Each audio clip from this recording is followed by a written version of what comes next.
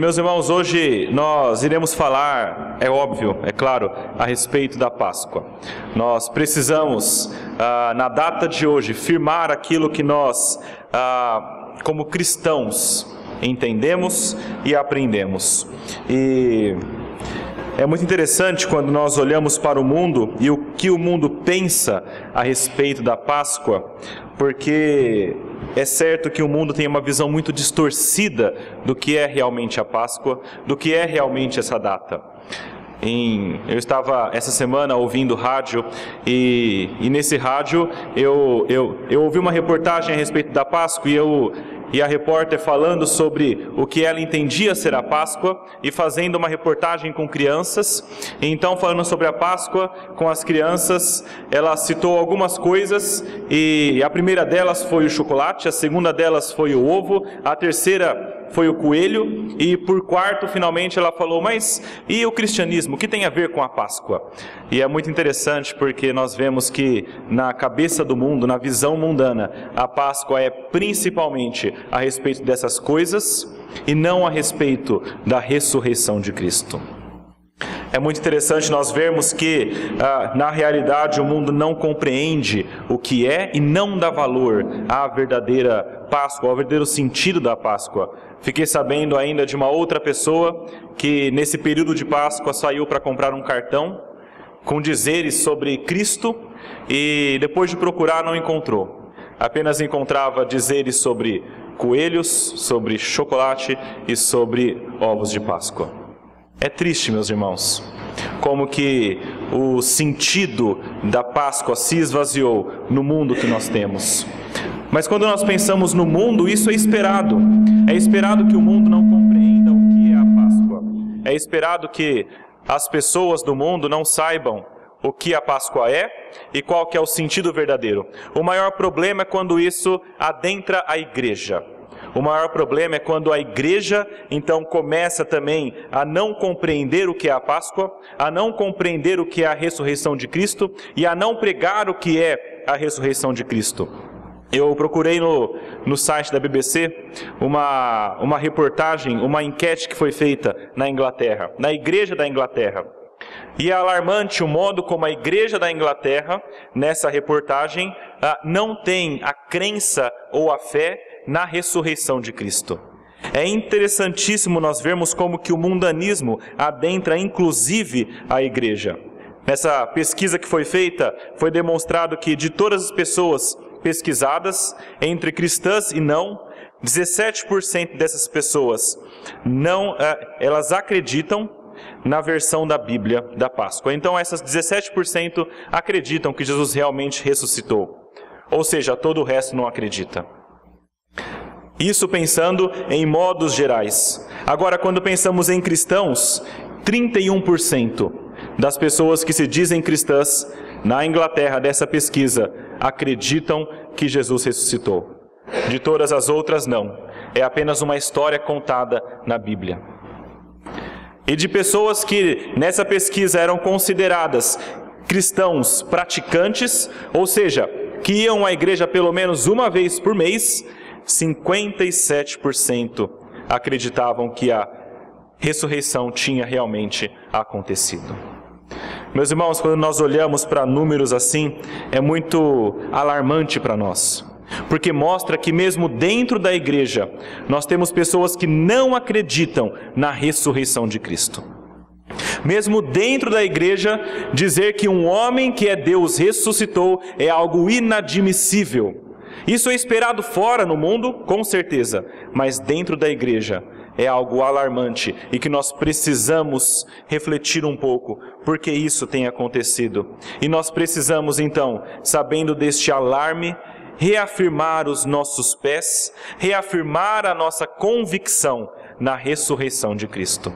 É por isso que hoje eu gostaria de ler com os irmãos o que está escrito lá em 1 Coríntios, no capítulo 15.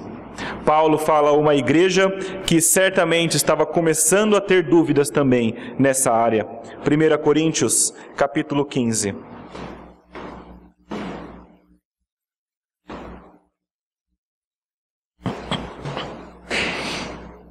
Nos versículos 1 em diante, Paulo trata a respeito da ressurreição. E do versículo 1 ao 34 é o que nós iremos meditar nessa noite, compreender um pouquinho melhor. Paulo explica um pouco mais a respeito da ressurreição de Cristo. Ele diz assim a palavra de Deus: Irmãos, venho lembrar-vos o evangelho que vos anunciei, o qual recebestes e no qual ainda perseverais. Por ele também sois salvos, se retiverdes a palavra tal como vou-la preguei, a menos que tenha escrito em vão. Antes de tudo, vos entreguei o que também recebi, que Cristo morreu pelos nossos pecados, segundo as Escrituras, e que foi sepultado e ressuscitou ao terceiro dia, segundo as Escrituras.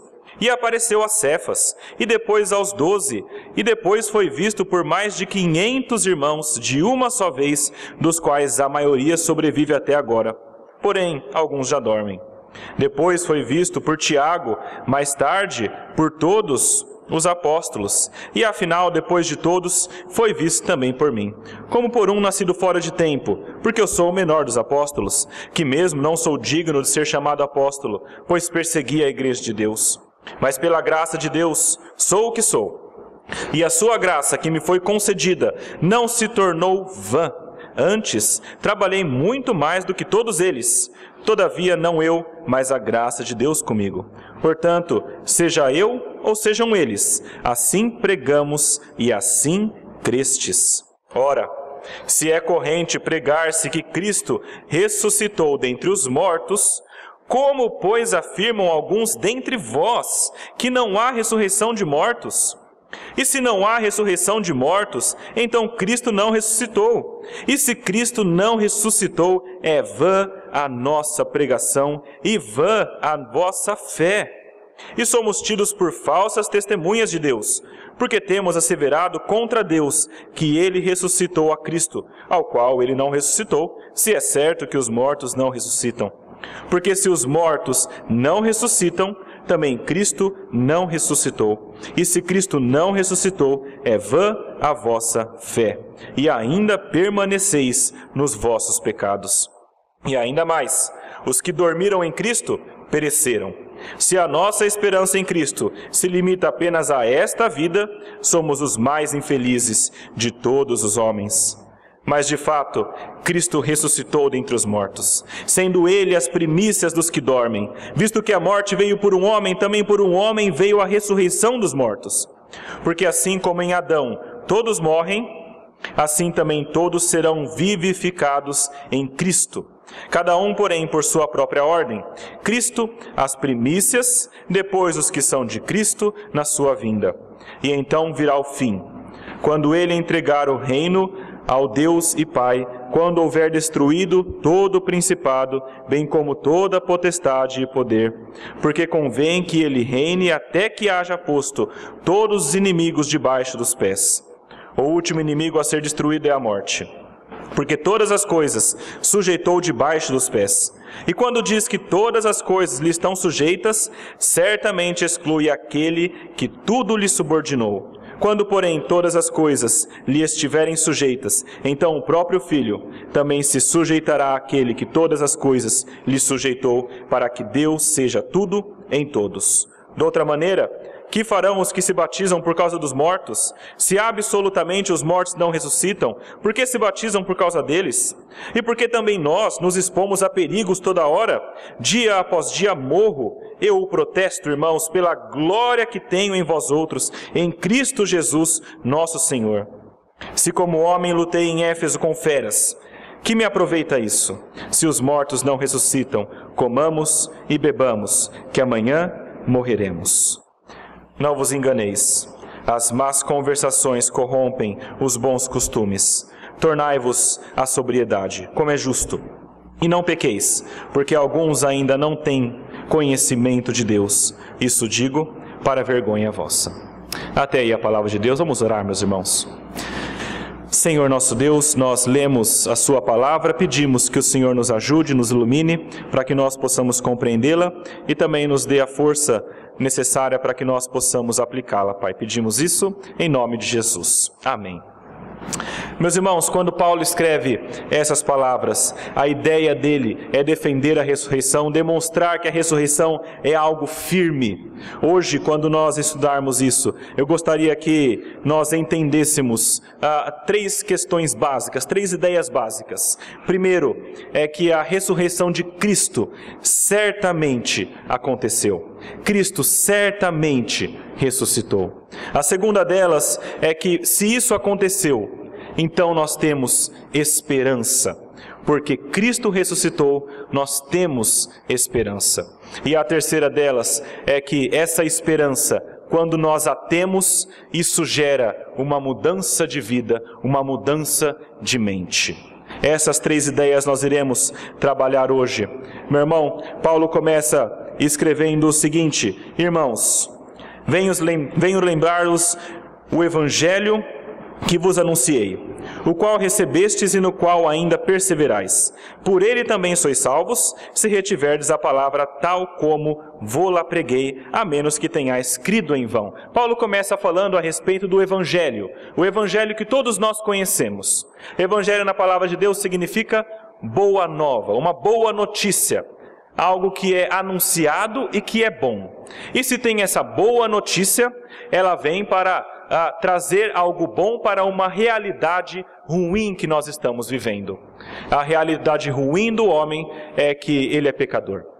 A palavra nos diz que o homem natural é pecador e por ser pecador, ele merece a morte. É isso que nos fala lá em Romanos 6:23, que talvez traduza bem essa questão do evangelho, dizendo que o salário do pecado é a morte, mas o dom gratuito de Deus é a vida eterna. Esse é o evangelho. A realidade ruim, a morte do homem, que por ser pecador merece a condenação eterna. Mas a graça de Deus, o evangelho de Deus, a boa notícia é que Deus, por meio do seu Filho, nos traz a sua salvação. O evangelho, meus irmãos, nós precisamos compreender, é uma mensagem que vem da parte de Deus, e essa mensagem é a de que Jesus, sendo Filho de Deus, o Todo-Poderoso, vem a este mundo, vive como nós vivemos, uma vida perfeitamente. Depois, ao chegar à morte, ele se entrega, é sacrificado e por seu sangue nós temos o perdão dos pecados. E não fica morto, mas ao terceiro dia ele é ressurreto. Esse é o evangelho pregado por Paulo, esse é o evangelho pregado pela palavra de Deus. E quando Paulo fala do evangelho, aqui em 1 Coríntios 15, ele vai focar na questão da ressurreição. Como nós vimos, não somente fora da igreja, mas também dentro da igreja, há aquelas pessoas que não acreditam na ressurreição de Cristo. E quem não acredita na ressurreição de Cristo, é certo que essas pessoas não serão salvas.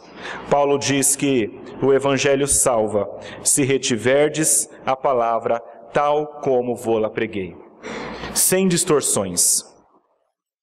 A palavra pregada, de acordo com o que Paulo diz, que inclui a ressurreição, deve ser crida perfeitamente, integralmente, sem nenhum tipo de distorção. É apenas essa verdade, apenas esse evangelho que pode trazer a salvação.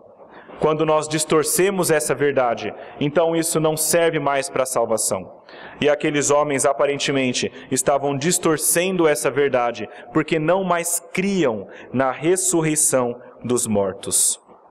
Paulo passa então o resto deste capítulo, versículo 3 em diante, defendendo a ressurreição de Cristo. E ele começa mostrando, meus irmãos, que a ressurreição de Cristo é totalmente confiável, porque a palavra de Deus, ela mesma testifica a respeito da ressurreição, da morte e ressurreição de Cristo. Veja no versículo 3 e versículo 4 do nosso texto. Diz assim: antes de tudo, vos entreguei o que também recebi, que Cristo morreu pelos nossos pecados, segundo as Escrituras, em que foi sepultado e ressuscitou ao terceiro dia, segundo as Escrituras. Meus irmãos, quando nós lemos a palavra como um todo, do Antigo Testamento ao Novo Testamento, o centro é Jesus. Tudo o que é profetizado e pregado e vivido no Antigo Testamento aponta para Cristo, aponta para Jesus e para a obra dele. E alguns textos com mais firmeza, nós lemos aqui no início e até cantamos Isaías 53. Em Isaías 53, o profeta deixa muito claro que haveria de vir um homem, um varão de dores, alguém que sofreria e carregaria sobre ele os nossos pecados, e este alguém iria sofrer a morte. A Escritura aponta para o que Jesus faria. A própria Escritura, meus irmãos, testifica que Jesus de fato morreria e seria sepultado. Este mesmo Jesus é aquele que foi pregado lá em Gênesis 3,15. Lá no início, quando Adão e Eva acabaram de pecar, então a graça é demonstrada por Deus quando Deus fala que haveria de vir um descendente filho da mulher, semente da mulher, e essa semente da mulher, o homem, iria pisar na cabeça da serpente, iria derrotar a morte e iria trazer a salvação. Desde Gênesis já é profetizado que viria o Cristo, e esse Cristo que viria deveria morrer. Ao pisar na cabeça da serpente, seria ele também picado e iria morrer. A Escritura como um todo aponta para a morte de Cristo, e não apenas para a sua morte, mas também para a sua ressurreição. Lá no Salmo 16, nós lemos aqui também, no versículo 10, está escrito: pois não deixarás a minha alma na morte, nem permitirás que o teu santo veja corrupção. Quando o salmista fala sobre isso, está apontando para Jesus. Jesus que morreria esmagando a cabeça da serpente, seria enterrado, seria sepultado, ficaria 3 dias enterrado e sepultado como um morto, mas não veria a corrupção. Ele não iria se decompor, ele não permaneceria naquela maneira, mas ele iria ressuscitar. Ao 3º dia, de fato, Jesus ressuscita. A palavra como um todo aponta para a morte e ressurreição de Jesus. E se você olhar a palavra, você verá que existem mais muitas profecias sobre o Messias, mais de 300 profecias apontando direta ou indiretamente para o trabalho que Jesus fez na cruz. Meus irmãos, quando Paulo fala sobre as Escrituras, ele quer deixar bem claro: a Bíblia aponta e confirma que Jesus morreu e Jesus ressuscitou. E não somente as Escrituras nas suas profecias, mas também a Bíblia como história testifica que Jesus ressuscitou. A história como um todo também mostra isso, que Jesus de fato ressuscitou. Veja aí no versículo 5 em diante, como Paulo mostra isso. E apareceu a Cefas, e depois aos 12, e depois foi visto por mais de 500 irmãos de uma só vez, dos quais a maioria sobrevive até agora. Porém, alguns já dormem. Depois foi visto por Tiago, mais tarde por todos os apóstolos. E afinal, depois de todos, foi visto também por mim, como por um nascido fora de tempo.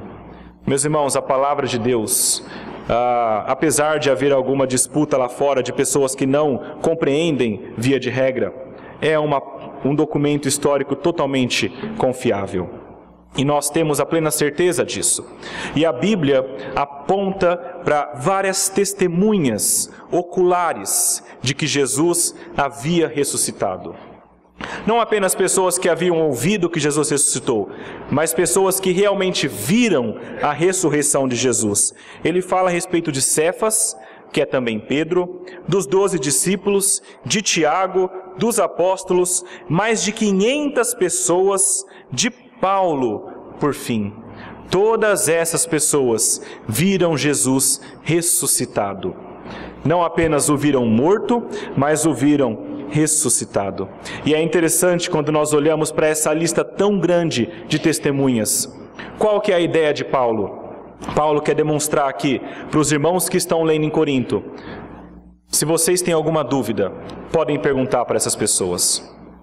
Ele fala que 500 pessoas tinham visto, e dessas 500, a maioria ainda estava viva.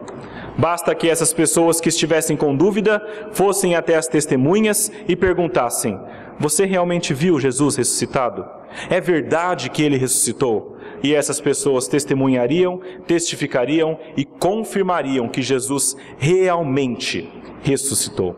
É certo, meus irmãos, que Cristo ressuscitou. E não somente por essas 500 testemunhas, mas também nós vemos que a vida de Paulo, como uma testemunha também ocular, confirma isso.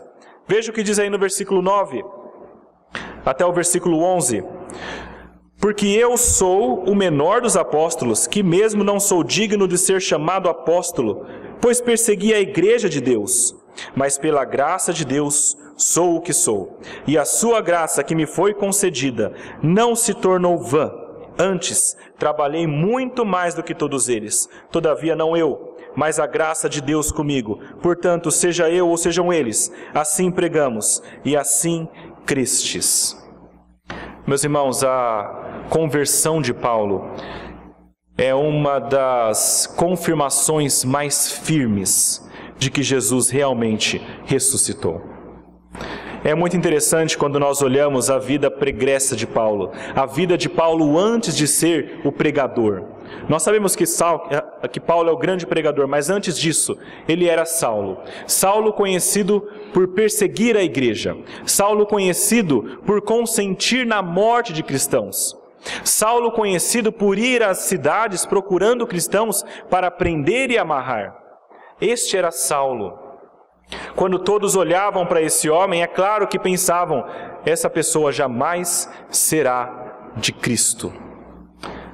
Mas nós vemos que Saulo, alguma coisa acontece na vida dele, que ele se torna Paulo e passa a pregar o Evangelho.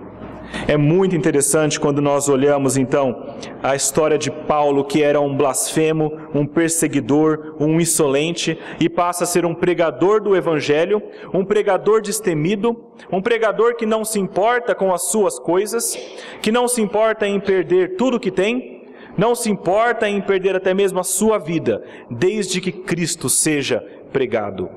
O que acontece com esse homem para deixar de ser Saulo e para começar a ser Paulo, aquele que prega o Evangelho? E nós sabemos que a palavra fala do encontro que ele teve com Cristo. Na sua viagem a Damasco, a palavra diz que Jesus aparece para ele.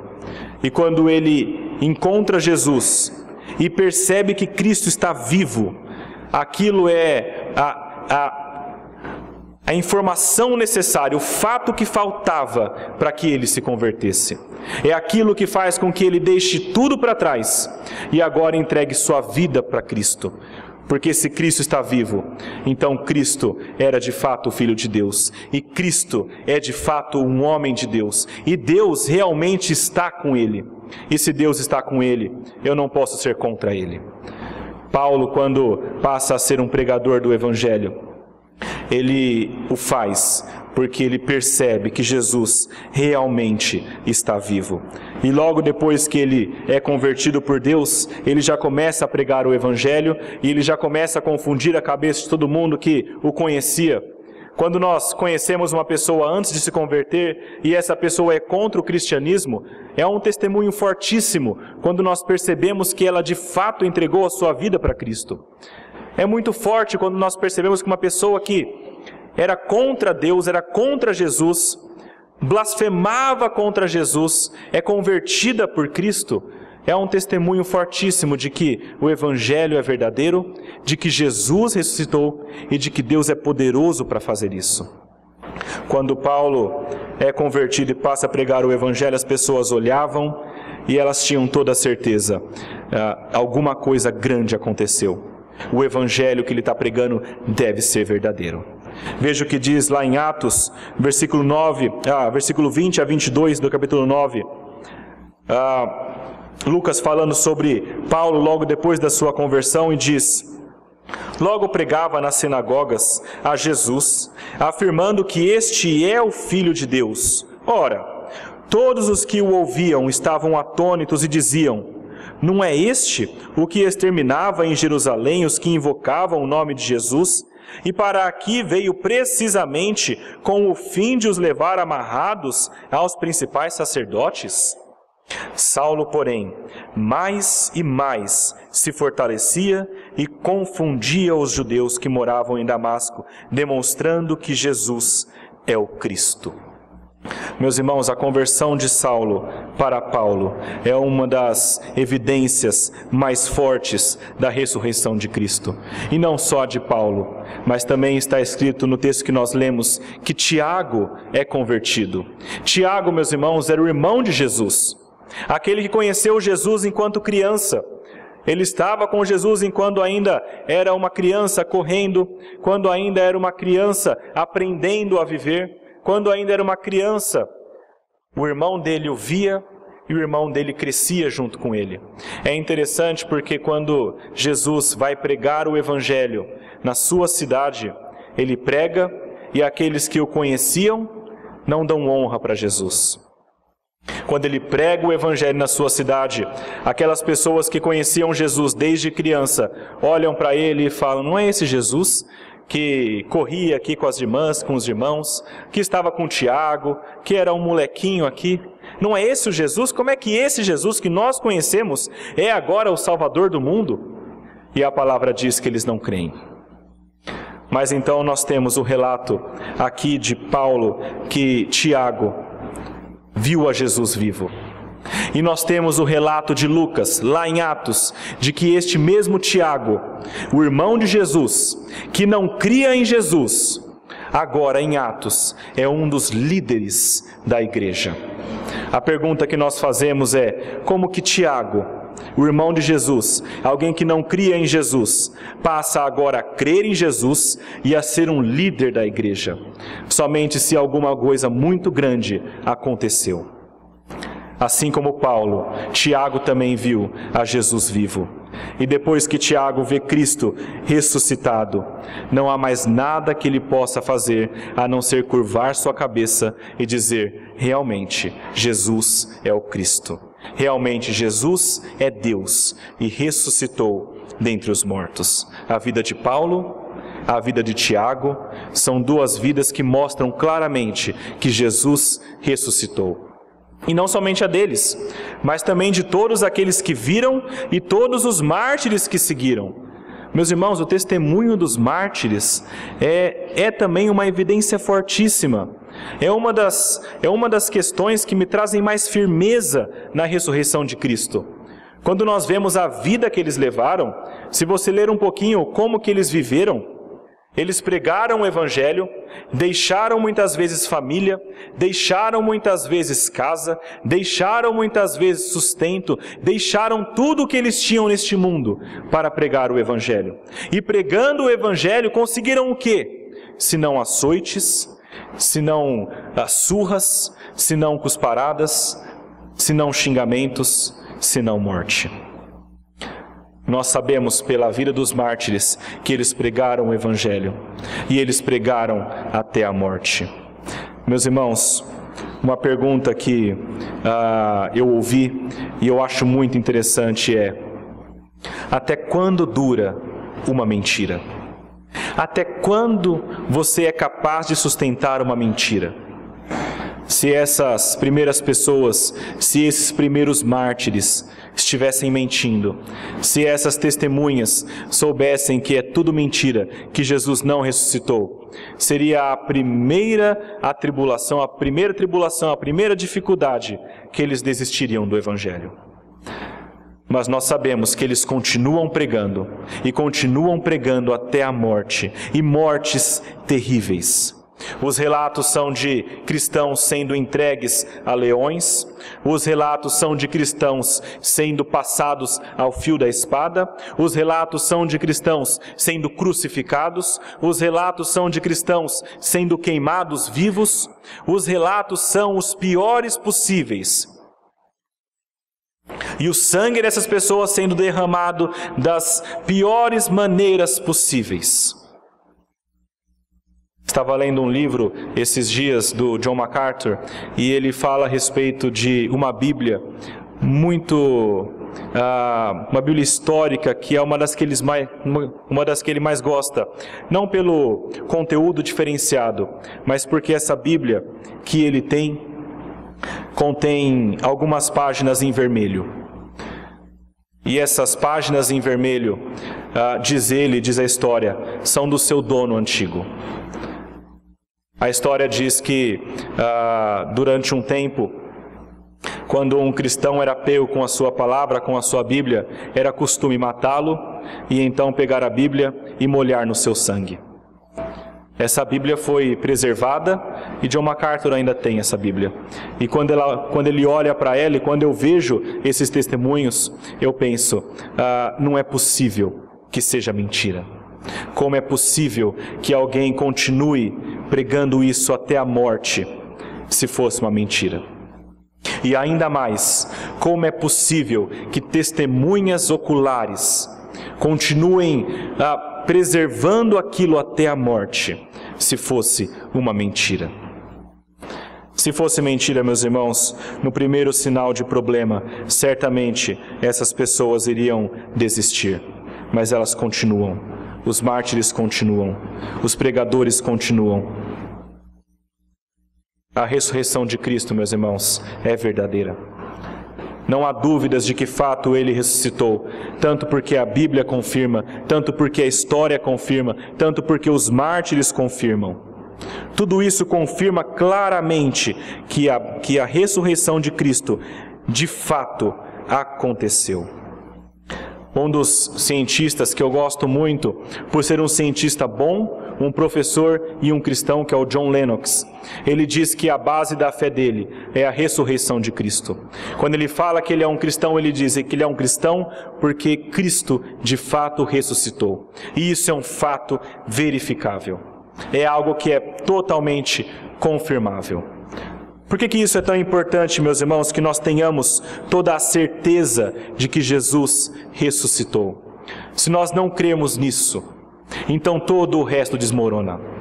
Se nós não crermos e sabermos que Jesus ressuscitou, então toda a nossa fé é vã. Tudo que nós vivemos é vão. Estarmos aqui unidos agora é vão, é inútil. Se nós não tivermos a certeza absoluta, se isso não aconteceu, então tudo que nós temos aqui acontecendo hoje é inútil também. Mas a palavra confirma e nós cremos que Jesus de fato ressuscitou. Primeira coisa, meus irmãos, que é importante que fique firme na mente de cada um de nós, é que Cristo certamente ressuscitou. E não há dúvidas com relação a isso. E se Ele ressuscitou, a segunda verdade que é importante é que nós temos então esperança. Sabermos que Jesus ressuscitou traz para cada cristão a esperança de que um dia também ressuscitará. Veja aí, meus irmãos, versículo 12 e versículo 13 do texto que nós estamos lendo. Paulo demonstra que sem a ressurreição não há esperança alguma. Ora, se é recorrente pregar-se que Cristo ressuscitou dentre os mortos, como, pois, afirmam alguns dentre vós que não há ressurreição de mortos? E se não há ressurreição de mortos, então Cristo não ressuscitou. Se Cristo não ressuscitou, e no versículo 14 diz, é vã a nossa pregação e vã a vossa fé. E somos tidos por falsos testemunhas de Deus, porque temos asseverado contra Deus que Ele ressuscitou a Cristo, ao qual Ele não ressuscitou. Se é certo que os mortos não ressuscitam, porque se os mortos não ressuscitam, também Cristo não ressuscitou. E se Cristo não ressuscitou, é vã a vossa fé e ainda permaneceis nos vossos pecados. Meus irmãos, se Cristo não tivesse ressuscitado, tudo o que nós cremos perde o sentido. Se Cristo não tiver ressuscitado, então nós ainda permanecemos nos nossos pecados. Se Cristo não ressuscitou, então nós ainda somos escravos dos pecados. Se Ele não ressuscitou, então nós ainda estamos sob o jugo e sob o domínio da morte, em todas as suas esferas. Desde a nossa vida de comportamento até o nosso futuro eterno. Se Cristo não ressuscitou, meus irmãos, nós somos miseráveis. Porque nós não temos a salvação, porque nós estamos ainda escravizados ao pecado. E Paulo diz isso. E ainda mais, no versículo 18, os que dormiram em Cristo pereceram. Se a nossa esperança em Cristo se limita apenas a esta vida, somos os mais infelizes de todos os homens. Meus irmãos, a esperança do crente e a única razão para o crente ter uma vida feliz neste mundo é porque o crente tem uma esperança, a esperança de uma vida com Deus. Somente quando o crente tem essa esperança é que ele de fato é feliz. Se a nossa vida fosse apenas este mundo, nós seríamos de fato os mais miseráveis de todos os homens. Hoje de manhã eu estava indo pregar lá no Jardim das Fontes e ouvindo o rádio, ouvi uma notícia de que uma criança de 2 anos recebeu um tiro em um assalto e morreu. Diversas vezes quando eu ouço o rádio, eu ouço essas notícias de morte de crianças, de adolescentes, de pessoas mais velhas. Ouvimos aqui agora o relato de um jovem que também recebeu um tiro na cabeça. Um jovem. E quando nós olhamos para esse mundo cheio de maldade, cheio de morte, cheio de doenças, lemos aqui a lista de pessoas que precisam de oração porque estão enfermas. Quantas? Nós sabemos, meus irmãos, que neste mundo nós temos aflições, que neste mundo nós temos doença, que neste mundo nós temos morte, que neste mundo nós temos humilhação, que neste mundo nós temos todo tipo de maldade possível. Se nossa esperança é apenas este mundo, então certamente nós somos os mais infelizes de todos os homens. Aquelas pessoas que não têm uma esperança futura, mas têm uma esperança apenas neste mundo.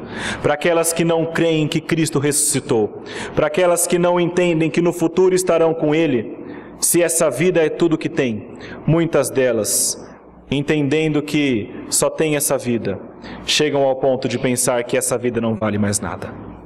E quando pensam isso, a única resposta que resta é tirar a própria vida. Não são poucos, meus irmãos, aqueles que por ver este mundo como tudo que existe e sem ter esperança no mundo, tiram a sua própria vida, porque entendem que a vida não vale nada. E assim é.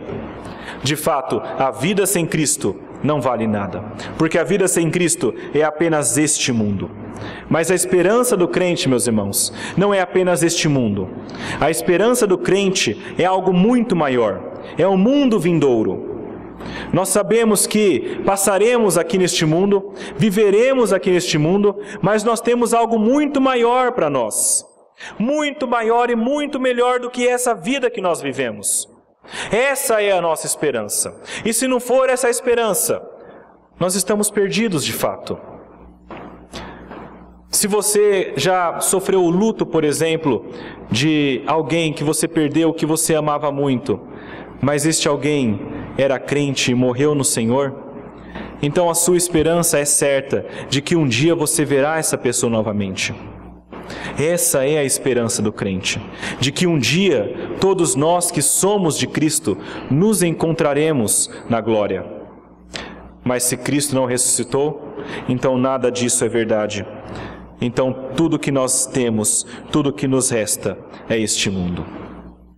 E muito pior para o crente, porque se Cristo não ressuscitou, comamos, bebamos, porque amanhã morreremos. E o crente que vive essa vida sofrendo, sendo perseguido, pregando o Evangelho, se Cristo não tivesse ressuscitado, todo esse trabalho também seria vão. Eu penso nos mártires, como seria inútil o trabalho deles, o sofrimento deles, o sangue derramado, se eles não tivessem, depois dessa vida, uma vida eterna. Não há esperança, meus irmãos, se Cristo não ressuscitou. Mas a palavra é muito clara. E Paulo nos afirma e deixa muito claro que Jesus de fato ressuscitou. E ao ressuscitar, Ele vence a morte e Ele derruba tudo aquilo que ainda nos impede ou nos impedia de termos uma comunhão com Deus. Paulo nos deixa muito claro que de fato Jesus ressuscitou. Veja aí no versículo 20. Versículo 20 diz: mas de fato, Cristo ressuscitou dentre os mortos, sendo Ele as primícias dos que dormem. Meus irmãos, nós temos toda a esperança e toda a certeza dessa esperança, de que nós também ressuscitaremos, porque Jesus foi o primeiro de muitos. A palavra diz que Ele foi a primícia dos que dormem, e esses que dormem são aqueles que já morreram. E quando Paulo fala sobre as primícias, ele traz a ideia de agricultura. Se um agricultor naquela época plantava, os primeiros frutos eram chamados de as primícias. Eles pegavam os primeiros frutos, e se viessem primeiros frutos, é certo que também toda a colheita viria depois deles. Quando Cristo ressurge dos mortos, quando Deus traz de volta Cristo à vida, e Ele é as primícias dos que estão mortos, a ideia é que Jesus foi o primeiro de muitos. Foi o primeiro de todos aqueles que também estão em Cristo. E se Ele ressuscitou, é certo que todos os outros que estão em Cristo também ressuscitarão. Porque a palavra diz que do mesmo modo como por um homem apenas, que foi Adão, entrou a morte no mundo, e todos aqueles que vieram depois de Adão também morrem, por um homem vem a vida e vem a ressurreição dos mortos. Veja no versículo 21 e versículo 22. Visto que a morte veio por um homem, também por um homem veio a ressurreição dos mortos. Porque assim como em Adão todos morrem, assim também todos serão vivificados em Cristo. Meus irmãos, a palavra é clara e a palavra nos traz toda a convicção e toda a certeza que assim como Jesus ressuscitou, todos aqueles que estiverem com Cristo, que crerem em Jesus como o Senhor e Salvador, como aquele que veio e ressuscitou, estes também terão essa vida eterna. Lá em Romanos 6, versículos 9 até 10, nos fala que Jesus de fato ressuscitou, e quando Ele vem dos mortos, Ele detona, Ele destrói, Ele derrota a morte, e derrotando a morte, então Ele tem o domínio, inclusive, sobre a morte, que é aquilo que nos assolava. E todos nós, quando estamos em Cristo, também temos essa vitória sobre a morte, essa vitória e essa ressurreição que virá no final dos tempos. E cada um ao seu tempo, cada um à sua própria ordem. Veja aí no versículo 23. Cada um, porém, ressuscitará por sua própria ordem. Cristo, as primícias, depois os que são de Cristo na sua vinda, e então virá o fim, quando Ele entregar o reino ao Deus e Pai, quando houver destruído todo o principado, bem como toda a potestade e poder. Porque convém que Ele reine, até que haja posto todos os inimigos debaixo dos pés. O último inimigo a ser destruído é a morte, porque todas as coisas sujeitou debaixo dos pés. Meus irmãos, Paulo nos deixa muito claro que todos nós que cremos em Cristo, quando chegar a hora, também seremos ressurretos. Eu costumo ouvir muitas vezes que a única certeza que nós temos quando nós nascemos é que um dia nós iremos morrer. Já ouvi diversas pessoas falando isso. E é verdade. É uma certeza que nós temos. Mas uma certeza que nós, como crentes, podemos ter é que depois de nós morrermos, nós também seremos ressuscitados. E nós também estaremos com Cristo. E nós também teremos uma vida nova com Deus. Meus irmãos, é certo que Cristo ressuscitou. E se Cristo ressuscitou, nós temos toda a esperança do mundo de que nós também seremos ressuscitados. E se nós temos essa esperança, a terceira verdade que eu queria que nós aprendêssemos hoje, se nós temos essa esperança, então nossa vida deve ser mudada.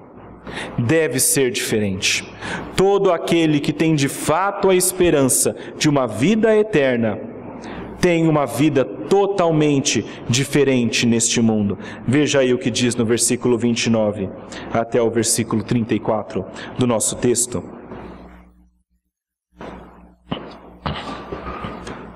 A Paulo fala: de outra maneira, que farão os que se batizam por causa dos mortos? Se absolutamente os mortos não ressuscitam, por que se batizam por causa deles? E por que também nós nos expomos a perigos a toda hora? Dia após dia morro. Eu o protesto, irmãos, pela glória que tenho em vós outros, em Cristo Jesus, nosso Senhor, se como homem lutei em Éfeso com feras, que me aproveita isso? Se os mortos não ressuscitam, comamos e bebamos que amanhã morreremos. Não vos enganeis, as más conversações corrompem os bons costumes. Tornai-vos à sobriedade, como é justo, e não pequeis, porque alguns ainda não têm conhecimento de Deus. Isto digo para vergonha vossa.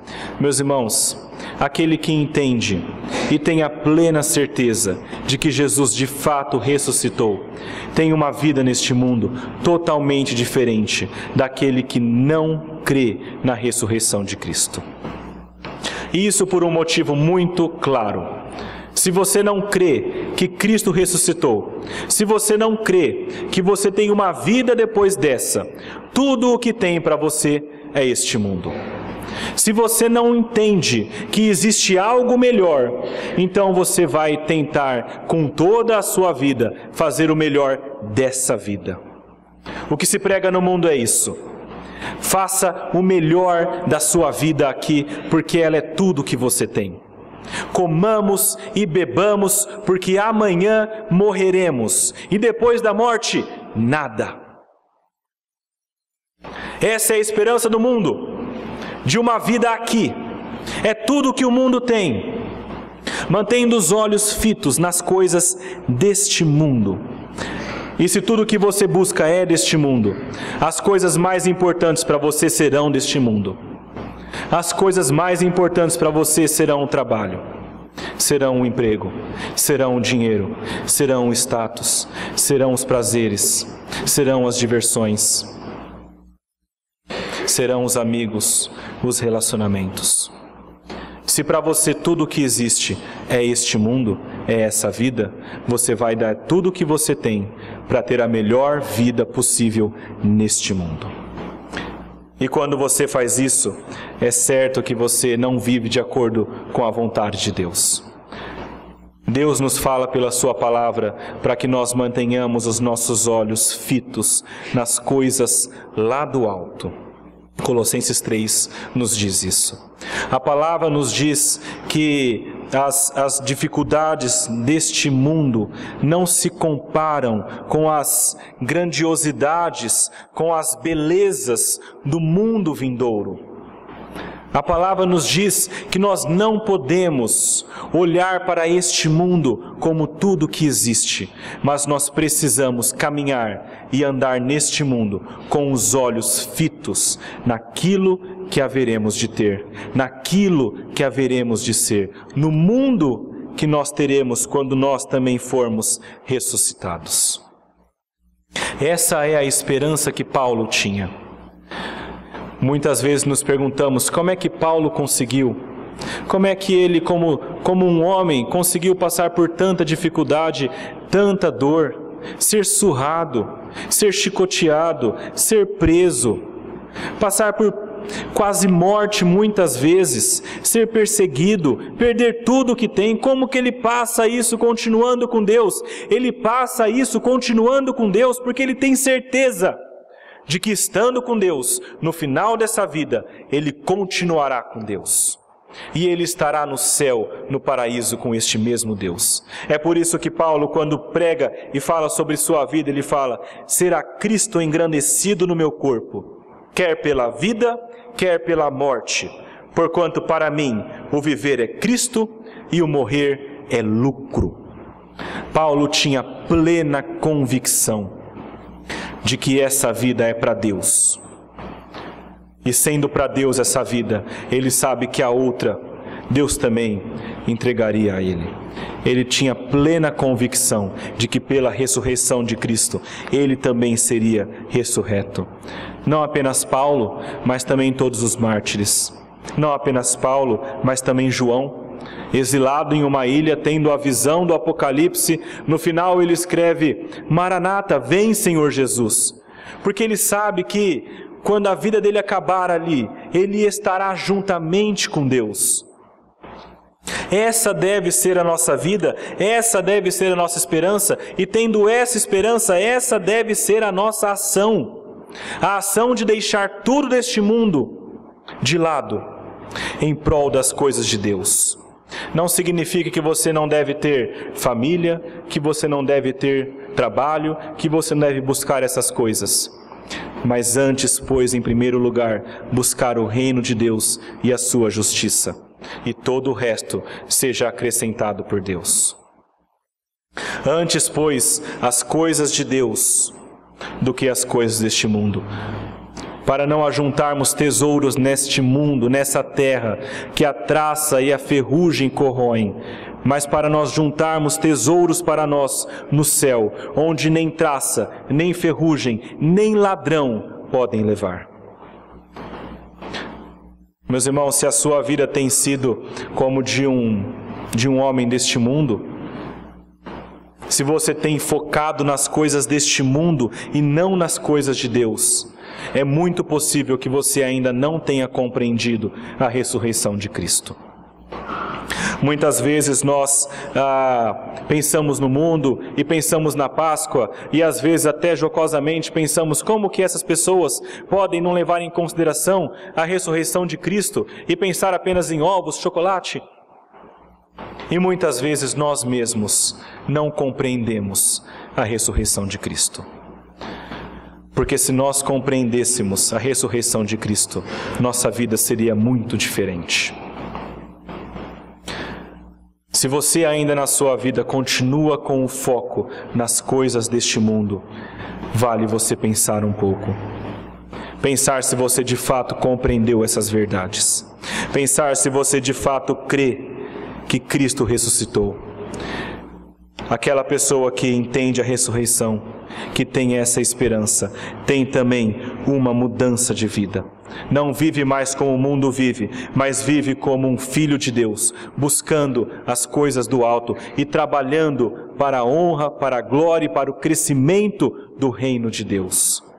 Essa é a vida daquele que de fato entende a ressurreição de Jesus. E é certo, meus irmãos, que Cristo ressuscitou. É por isso que ao final, no versículo 58 do texto que nós estamos lendo, Paulo, depois de defender a ressurreição, depois de deixar muito claro que a ressurreição é verdadeira e é certa, depois de deixar muito claro que a ressurreição nos traz a esperança, e depois de deixar muito claro que essa esperança deve gerar uma mudança, deve gerar trabalho, então no versículo 58 ele fala: portanto, meus amados irmãos, sede firmes, inabaláveis e sempre abundantes na obra do Senhor, sabendo que no Senhor o vosso trabalho não é vão. Meus irmãos, a ressurreição de Cristo é a base para a nossa vida, não apenas para o nosso domingo aqui, mas é a base para tudo aquilo que nós cremos. É a base para o nosso cristianismo. E é a base para o modo como nós vamos viver essa vida neste mundo. Se nós iremos viver como se tudo que existe é este mundo, comendo e bebendo porque amanhã morreremos, ou se nós iremos viver neste mundo trabalhando e buscando a honra e a glória de Deus, porque amanhã morreremos, mas depois reviveremos na glória de Deus. A reflexão que nós temos de ter neste momento é: de que lado você está? Daqueles que compreendem a ressurreição ou daqueles que ainda não compreenderam? Se você ainda não compreendeu a ressurreição, se você ainda não crê, se isso ainda não faz sentido, se isso ainda não mudou sua vida, então a instrução bíblica é para que você busque isso. Busque essa certeza, busque essa convicção, ore ao Senhor e que o Senhor lhe conceda a graça de, compreendendo essas verdades, viver uma vida para a honra e para a glória do Senhor. Vamos orar, meus irmãos, pedir a graça de Deus. Senhor, nós lemos a Sua palavra que nos mostra a verdade. E a verdade da Sua palavra é que nós somos pecadores e pecadores que merecem o inferno, merecem a condenação. Mas, mesmo sendo pecadores, o Senhor é misericordioso. E sendo misericordioso, nos entregou essa mensagem, essa boa notícia. E a boa notícia é que o Seu Filho veio ao mundo, se entregou pelos pecados e depois de morto, também ressuscitou, Pai. Nós pedimos que o Senhor nos traga convicção, a convicção de que Jesus de fato ressuscitou, a convicção de que Ele tendo ressuscitado, nós também seremos, e que essa esperança gere mudança em nossa vida. Que nós, sabendo dessas verdades, sabendo dessa ressurreição, tendo esperança de um dia também estarmos contigo, que nós tenhamos uma vida que te agrade, uma vida que busca glorificar ao Senhor, não uma vida que busca os prazeres deste mundo, pensando que tudo que existe é isso, mas uma vida buscando ao Senhor, sabendo que algo muito maior do que este mundo está por vir, que é a glória ao seu lado. Pedimos, Pai, nos dá essa convicção, muda a nossa vida, muda a nossa perspectiva, muda nosso pensamento e nos ajude a termos uma vida que agrade ao Senhor, uma vida abundante, uma vida alegre, uma vida como todo aquele que é verdadeiramente filho teu deve ter. Pedimos isso, crendo na sua graça e na sua misericórdia, em nome de Jesus. Amém.